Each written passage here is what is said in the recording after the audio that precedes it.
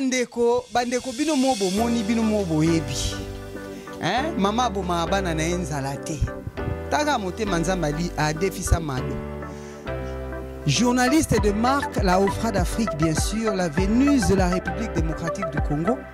Donc comme Nazako aspiré lobina comme présidente n'a remplacé Fachi Béton. Donc nako bo mabana nganzala te ya liboso eza kolesa. Yango na seli bino esika oyo. Boya kolia eloko kolia ezali babaket fungwa olingi nini hein ngolo olingi nini Thompson olingi soso olingi pondu nyonso ezali taba ezali malangwa au commandé madosha kwa lamba na jeté siko bo découvrir nga olingo mela moi quelque chose il y a tout pour faire un monde voilà hein madosha ko TV officielle celle qui vous aime qui vous estime, la Vénus de la République démocratique du Congo. Et pourquoi pas la Doliprane de la presse. Hein? Donc, Boya Ebele au 8 avenue Henri Barbus à Bobigny. Papa, Laki Sabango et Sikeza, Olingi peut tourner.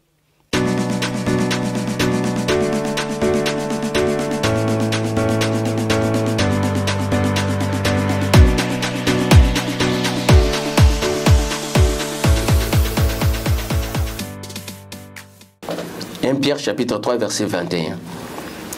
21, c'est là. Je lis toujours au nom puissant du souverain Jésus-Christ et notre sauveur rédempteur. Cette eau était une figure du baptême, qui n'est pas la purification des souillures du corps, mais l'engagement d'une bonne conscience envers Dieu, et qui maintenant vous sauve, vous aussi, par la résurrection de Jésus-Christ, notre souverain sauveur. Amen. La Bible précisait, Pierre m'a expliqué ce qu'au baptême il y a Jésus. Baptême il y a sacrifice pour la vie. Cette eau était une figure du baptême, baptême qui n'est pas le baptême de purification de suir du corps mais pour lui c'était l'engagement d'une bonne conscience envers Dieu, ministère.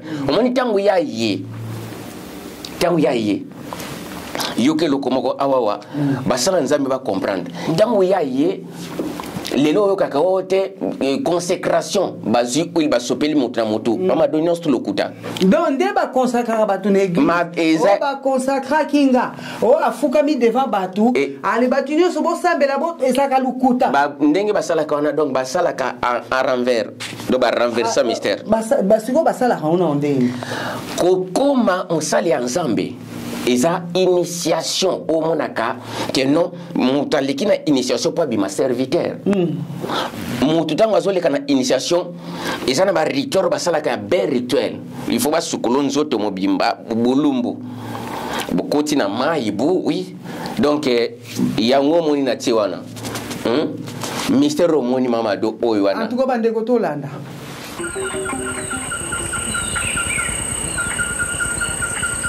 Liboga, on devait aller même à 7 km ou 8 km pour le chercher. Parce qu'il y a des endroits là où ça pousse tout seul, mais c'est loin. Il faut marcher beaucoup.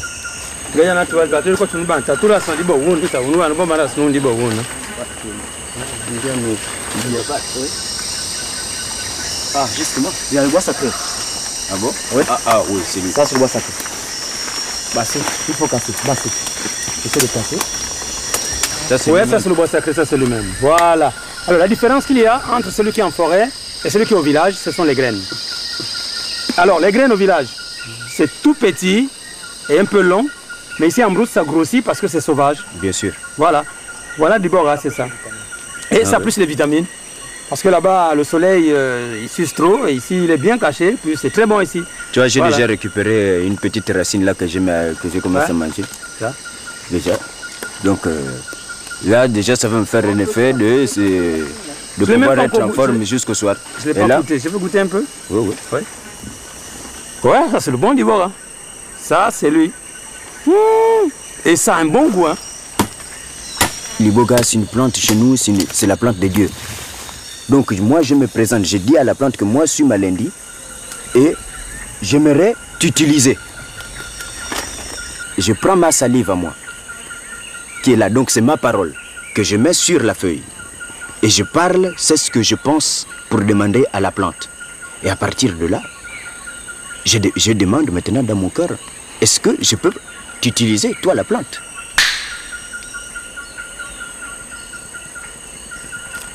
À partir de là, tu peux partir. Tu peux maintenant utiliser cette plante pour pouvoir la prendre et aller maintenant traiter ton patient. Genza. L'iboga, c'est déjà l'esprit de la forêt. Elle-même, la plante. C'est la mère forestière, quoi. Donc maintenant, quand tu la prends, à partir de là, tu peux rentrer facilement en communication avec les esprits de la forêt par rapport au niveau du mystique. Parce que le mystique, il est là autour de nous, mais nous ne le voyons pas.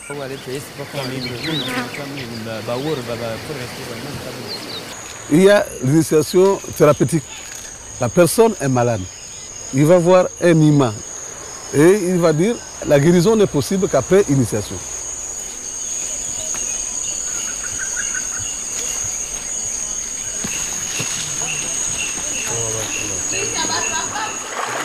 Ça, c'est déjà benzine, c'est beaucoup nécessaire. Donnez, bon, passe en tout.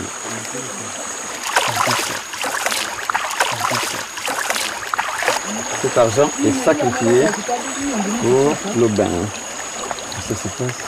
Le bain rituel, c'est faire d'abord un retour sur soi-même pour se purifier.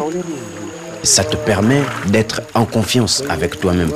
Parce que c'est à partir de là où tu fais le premier pas vers le monde des initiés. C'est un passage qui sert pour pouvoir faire la traversée. Et c'est pourquoi on fait ça dans l'eau.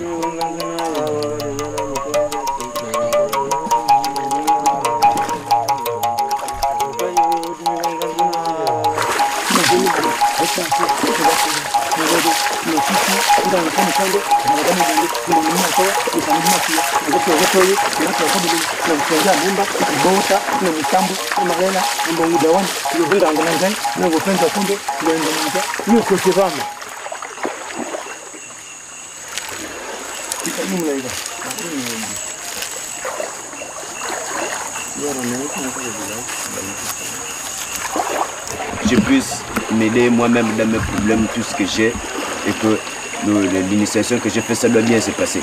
C'est pourquoi on vient faire le nettoyage du corps. Donc il faut prier pendant que tu vas rincer ton corps.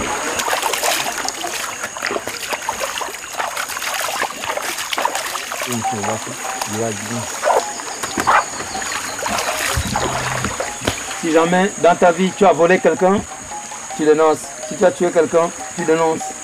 Ici c'est le baptême. Si tu n'as jamais fait, tu dis je n'ai jamais fait. Là et là, je te dis que tu n'as aucun sacrifice que tu es venu ici. Parce que lui il est vivant. Personne n'a été sacrifié. Mais seulement, c'est la vérité qu'on veut.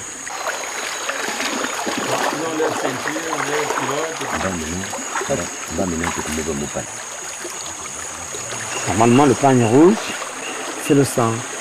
La naissance. Maman, quand l'enfant vient, il y a d'abord de l'eau. Après l'eau, c'est le sang. Ils vont faire un voyage initiatique pour aller voir un peu l'au-delà, être en contact avec les esprits de la forêt et les esprits de la nature, quoi, de l'univers. L'iboga, lui, il ouvre les portes de la perception. Ça, c'est la première dose de Diboga qu'on va d'abord donner aux bandits qu'on travaille. Donc voilà, on a bandé ko balandi. Ko sukola mutu ndenge ba sukoli wana. Alors, tant ba sukoli bongo et sili. Mais maintenant tant que sili, ce qu'on leki na passage wana. Avant passage wana, il faut ça la confession.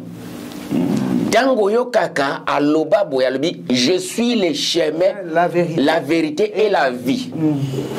Ils ont un mystère sacré prophétique mobimba. Les missions moto sala qui n'a bien tant boba ka fufu na moto boy ba sens dango. Na pese qui devoir mais na moni peut pas répondre té. Ba comprendre dango pe awa. C'est une bonne occasion ba comprendre dango. Tant moutazo le kana na période d'initiation, alors vous libosser avant Makamonos, toi, entamé étape mon sous. Étape que non, serviteur, il faut confesser ma soumounos. Ben, c'est ça. Mais maintenant, quand on confesser ma soumounos, on doit confesser na Ibaka, na Longola, peut-être Zemi na Boumana, peut-être Bou na Kina Iba na magasin, tout là au lobby. Vous comprenez? Mais quand on est sili, mais maintenant, l'équision na maï, on doit soso ya mobali. Oh, on est comme une sorcellerie. Non. Coutume. Coutume, on est à soso ya mobali vivant. Ah, bah, salini. Basukolo esili. Eza l'église moko papa basukolo rabatu mais balobi akezaki sorcellerie. Landa bango baza dans les normes. Landa siko mamado yo kana expliquer oti. Bakoza soso ya mobali aza vivant.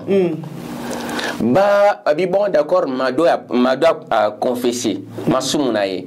Alors tata Nzambe, ce qui m'a donné lobby vérité, a confessé masumunaye, on pratique le côté. Dans la socio mobile yo, ils ont un symbole. Il y a initiation Congo. Bah, beto ne Paul awa pan, bah beti ne Paul awa pan. Bah tali soso a koufité. Mado lo baki a solo. Si jamais dans ta vie tu as volé quelqu'un, tu dénonces. Si tu as tué quelqu'un, tu dénonces.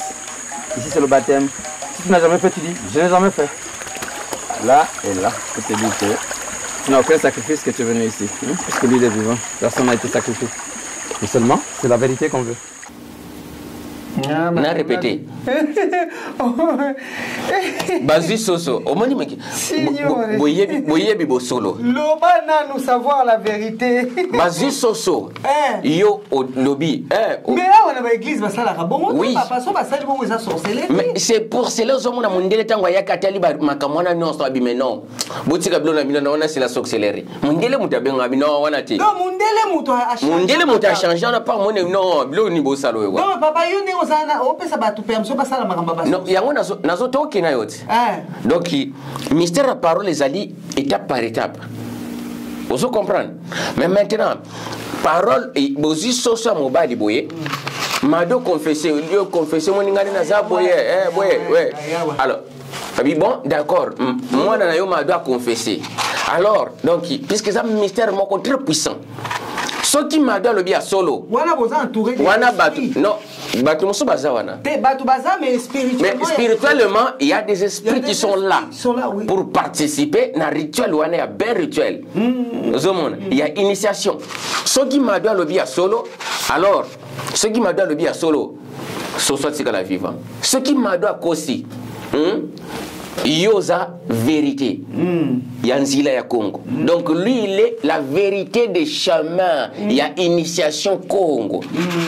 Mais bâti la biso na Bible que non je suis la vérité et la vie, tu vois. Bakatia ngo kata. Mais alors ba ozo soso ba beto ne Paul awa pan, ba soso ba beto ne Paul awa batali soso. Oui, il est vivant.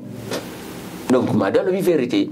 Ce qui ba beto ne Paul awa pan, soso a katimoto. Aussi. Tout le monde est en avié.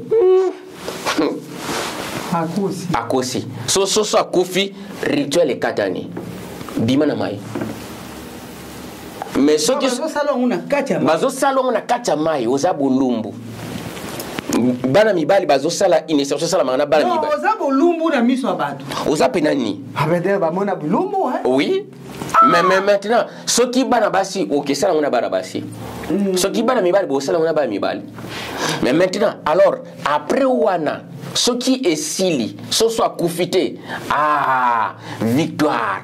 Mado aza accepté maintenant nanzila ya Congo. Bakoza siko ba boakelo fufu. Ba pakolo fufu donc ba pakolo poudre. Pembe. Mabelinga banga mo pembe banda bengo libanga pembe. Ba pakolo nzoto mokomi pembe. Après ba tiena ba symbole ya makila. Symbole ya makila wana keno ya bati awa ndengo zo mona na vidéo wana donc ko boit que le poussière wana za symbole la victoire à gagner alors yango etikala na initiation na biso soki mwana zwine classe donc a gagné ba boit que le foufou yango na baki euta na sacré ya Congo vous comprendre donc c'était dans ce sens là baptême na ye ezalaki baptême ya suivre accord te ya botuto nzoto te ezalaki baptême même engagement d'une bonne conscience ya ministère. Mais oui. Tango mutaleki na baptême ya mai donc po bima pe musala nzambe ba lekso na baptême wana mai. Oui, donc nzambe yemo kwa azaki premier. Voilà, donc nzambe yemo kwa ye en tant que serviteur. Amemeki makambutu. Donc tango aye puisque parce qu'il promesse que non akoya a précisé par lui que non je suis venu non pour être servi mais pour servir. Donc na ye en tant que serviteur, je suis venu non pour être adoré mais pour servir en tant que serviteur. Alors le ko la ye le ko la serviteur, il doit passer dans le même chemin où tous les serviteurs. Balekaka, l'anda pour comprendre encore. La consécration bande kobasala kan église. Fukama, ça y est oui. Sopele oui, oui les autres qui ah ma futa, robo bobo bobo, lokuta. Mais maintenant, la consécration, vraie consécration, na kata christianisme batira la salamote. Pour consacrer un serviteur, l'église catholique Moutessa la Kango. Donc, l'église catholique n'est pas véritable. L'église catholique est ça quand on a ndenge mususu. Ndenge na bango. Bako sukola yo makolo. Pourquoi? Puisque tango zolongo comme serviteur, tu as pris le temps de lire. De lire la Bible. La Bible. Alors cette Bible est na figure ya mai. L'eau de vie. L'eau de vie. Ils ont purifié déjà. Quand on a la Bible, oui. Ils ont purifié déjà. On sait que on a consalaté, on a consalaté. Mais maintenant, Mamadou, pour comprendre Rango, même les disciples, ils étaient consacrés. Les disciples, le souverain Seigneur a vu Maï, Bassia Maï. Na écharpe moko babandi ko sukula bango makolo. Tout le monde ne savait pas qu'est-ce que cela veut dire. Mais yo seigneur sukula nga makolo. Mais lui il pensait ça dans autre donc bazo on a sens mon sous. Il y a humble. Mais lui il fait un mystère sacré prophétique. Donc nazo consacré bino lokola maintenant lokola basali. La consécration c'est laver le pied. Pourquoi laver seulement le pied? Pierre a dit que sukolanga makolo kaka mais sukolanga nzoto mobima comme il était avant. Il a dit non, c'est lui qui a été déjà lavé azana besoin de que nous sukola nzoto mobimba. A sukola kaka makolo nzoto mobima koma propre, pur. Ozomona pur. Mais maintenant, yango zomona que non tango Pierre aboya ki sukola makolo bi mais soki na sukola makolo te mais ozala serviteur nangate. Les gens qui lisent la parole. Au moins que non c'est deux sens différents Mamadou. Donc la Bible, angle mais quand nous lisons la parole,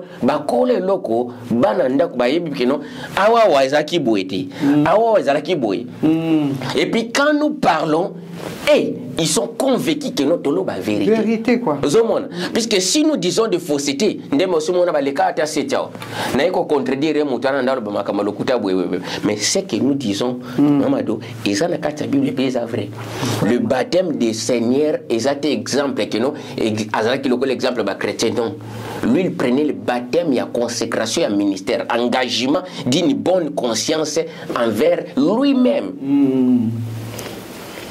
Aïe, en tant que serviteur, il faut ça la makambo ba serviteur, ba sala kapoko ba musala nzambe. En tout cas, donc il est d'abord lui-même exemple. Il y a parole naïe. C'est pour cela chaque fois il disait que non, faisons ceci pour que la parole soit accomplie. Faisons ceci. Donc lui il préfère d'abord accomplissement il y a parole naïe que d'autres choses. Vraiment.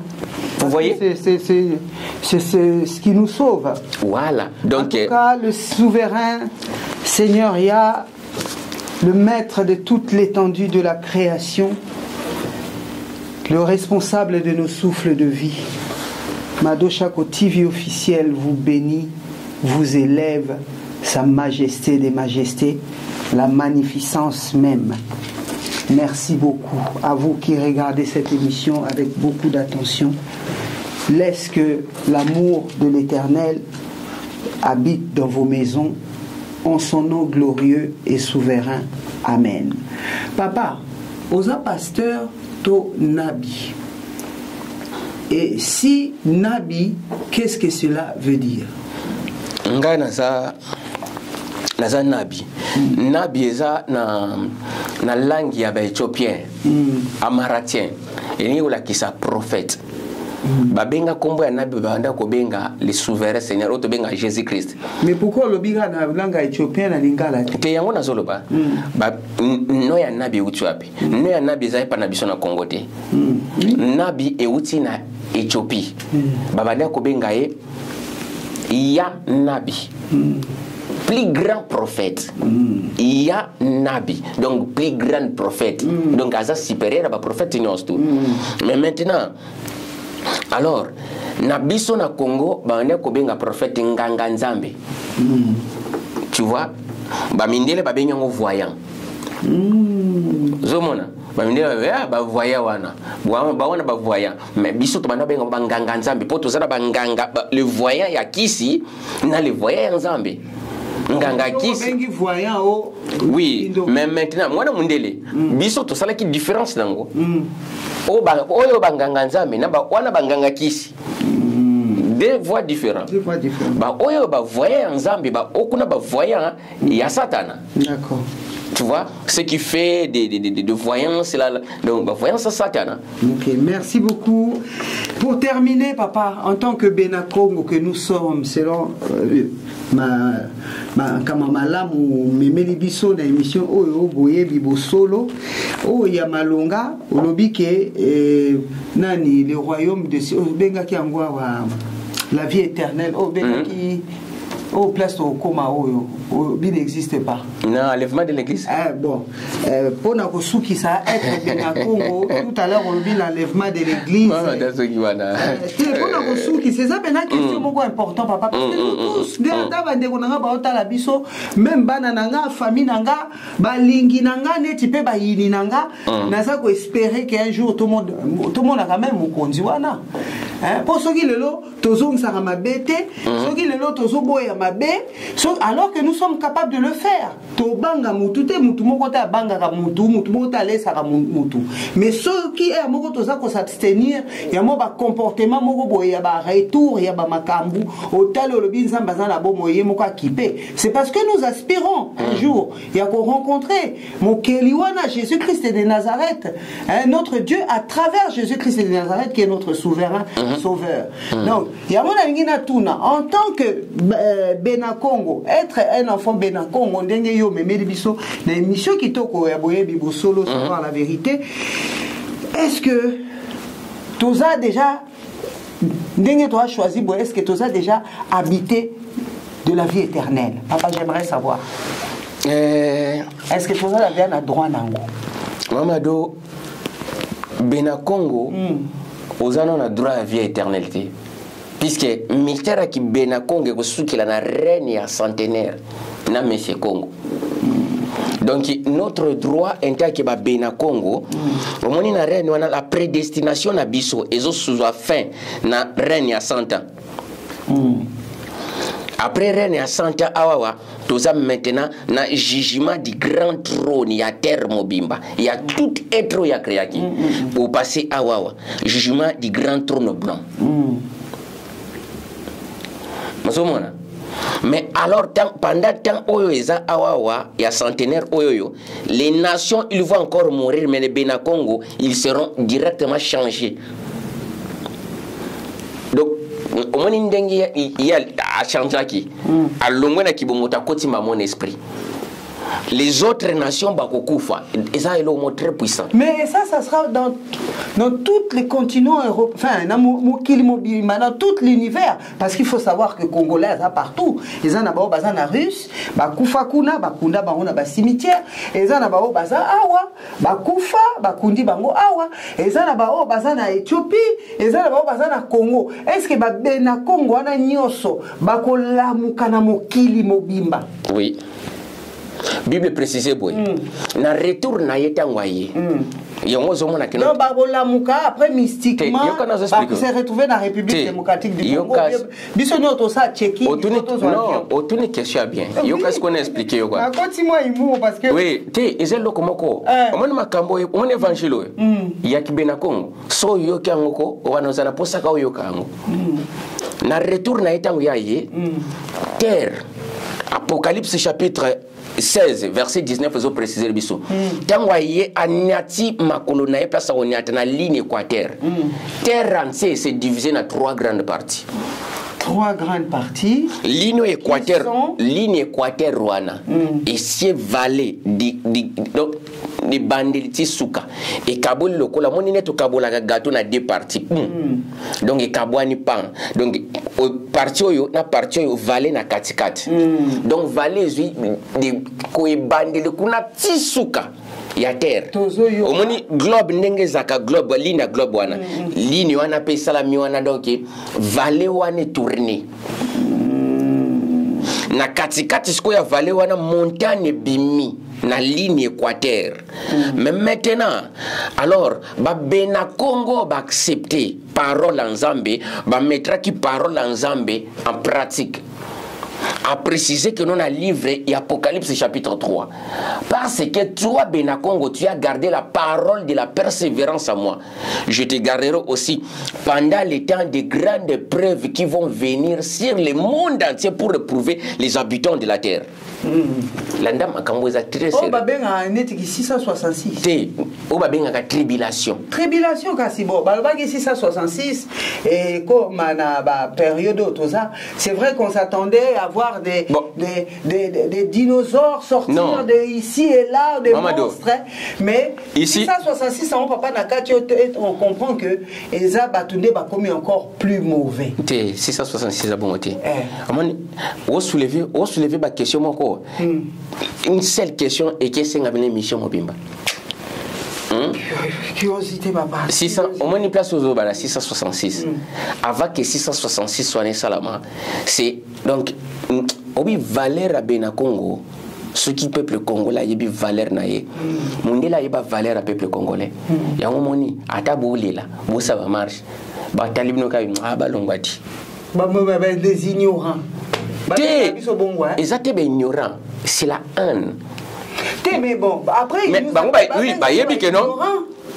étaient que non, vous avez ignorant. Mais c'était quoi? Puisque ils savaient la valeur au Mado Zanango. Mado a botami déjà pas pesé importance moi ben mokili. Mokili a keli biloko nord mais a pesé peuple congolais importance moko. Quand on parle de Bible il fait que parler du peuple congolais. De Benakongo. Mais maintenant, pour nous répondre, il y a 666 sur le Biwana, et ça pendant avant temps il y a grande tribulation. 666 s'est manifesté dans la grande tribulation. Alors au tient à côté, vous préparez ma question, comme ça tu as lango émission mon collègue Kolinga ko invité ngai. D'accord. N'explique awa. Ba Benakongo yo précisé. Et cette question est très importante. Sophonie chapitre 3, verset 10, ils ont précisé. Mes adorateurs au-delà de fleuve de l'Éthiopie, mais dispersés, m'apporteront des offrandes. Mouto a yé bien mais de quoi il parle? Non, puisque a précisé, l'anda très bien. Mes adorateurs au-delà le fleuve de l'Éthiopie, mais dispersés, bateau, Kenya, esclaves, nous précisé, na Haïti, na Mayotte, donc na île de France, et ici de suite en Amérique. Mais tant que kuna, voyez l'offrande de nous, puisque basi ba koufé le kuna, ba boti bana pe ba yebité bana ba bimande. Oui, c'est ça. Omoni bana ba bimi toza bantier. Bah oui. Ozomona. Donc les Antilles, les ceci, bateau ba perdra identité, ba yebi identité na bangote. Alors, Nzambe lokola Nzambe, il faut mystère Ephésiens chapitre 1 verset 4-5 kokisama.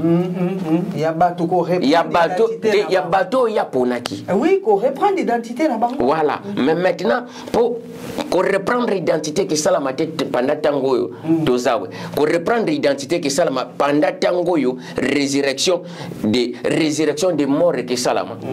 La résurrection des morts tango le monsieur congolais.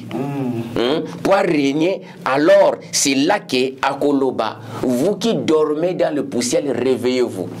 Uniquement de Benakongo, vous qui dormez dans le poussière, réveillez-vous. Matthieu chapitre 24, ils ont précisé que non, il enverra ses anges dans les 4 coins de l'extrémité de la terre. Matthieu chapitre 24. il enverra ses anges à Otinda ba génie naé na 4 coins extrémités de la terre. Pourquoi? Pourquoi? Pour aller chercher le Benakongo ba Kenda Kawana par rapport à ADN spirituel ba yebinzela ya Congo te. C'est pour cela que yango ba pesa komba ya spiritualité naé le chemin du Congo. Donc na forme que non retour à la maison. En tout cas, merci beaucoup. Na forme yake retour à la maison. Boye Bibo Solo, savoir la vérité avec votre journaliste de marque Mado Chako TV officiel, la journaliste de marque bien sûr, là au Prada d'Afrique. Et pourquoi pas pour Boye Bibo Solo, la culture Nabiso, la Vénus de la République démocratique du Congo, celle qui vous aime et qui vous estime. Merci beaucoup à notre pasteur Gédéon Moussiana qui est vraiment fidèle à cette émission. Nous vous remercions vraiment énormément. Continuez toujours à vous abonner, à partager, à liker. Na éviter ce que ça na malubasuka. Lubasuka na lobanabiki no omoni peuple congolais kobota mabena Congo.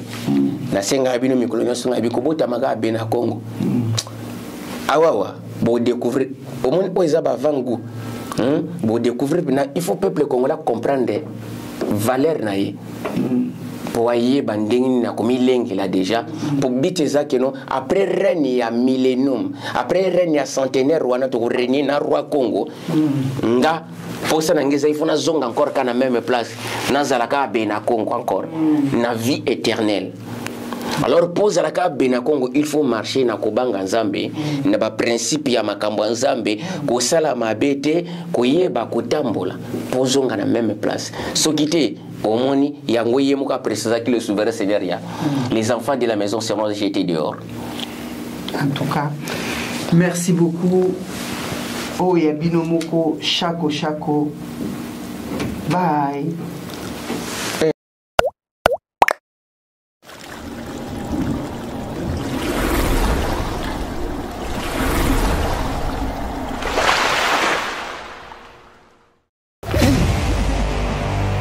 En tout cas, bandeko bino mobo moni bino mobo yebi. Mama boma bana na enzala te. Taga mote manzamba li a defisa mado. Journaliste de marque, la Ofra d'Afrique bien sûr, la Vénus de la République démocratique du Congo. Donc comme naza ko aspirer lobina comme présidente na remplacer Fachi Beton. Donc na ko boma bana nzala te ya liboso eza ko lesa. Yango na seli bino esika o. Bogoya kolia eloko kolia ezali babaket fungwa olingi nini ngolo olingi nini Thompson olingi soso olingi pondu nyonso ezali taba ezali malangwa okomande madosha kwa lamba na jete siko bo découvrir nga olingo mela moi quelque chose il y a tout pour faire un monde voilà Mado Chako TV officielle, celle qui vous aime, qui vous estime, la Vénus de la République démocratique du Congo. Et pourquoi pas la Doliprane de la presse. Donc Boya Ebele au 8 avenue Henri Barbus à Bobigny. Papa, Laki Sabango et Sikeza Olingi peut tourner.